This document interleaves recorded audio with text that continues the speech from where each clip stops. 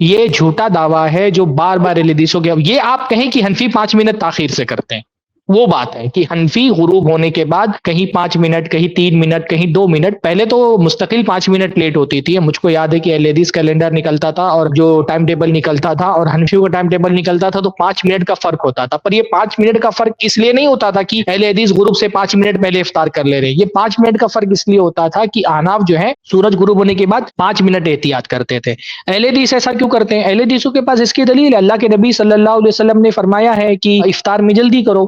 اور سحری میں تاخیر کرو، تو جلدی کرنے کا مطلب یہ نہیں ہے کہ وقت سے پہلے کر لینا، جلدی کرنے کا مطلب یہ ہے کہ بھائی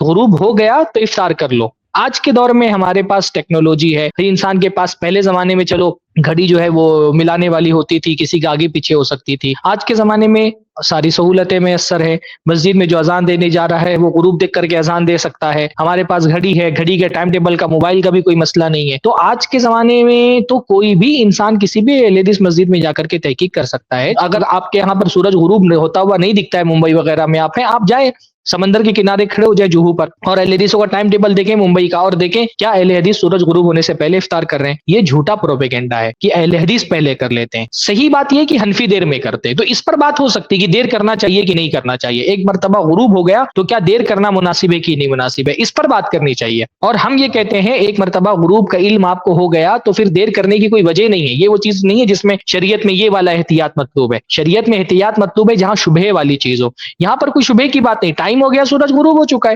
آپ افطار کر لیں۔ چلو بھائی اگر سمجھ میں آتا ہے کہ کہیں پر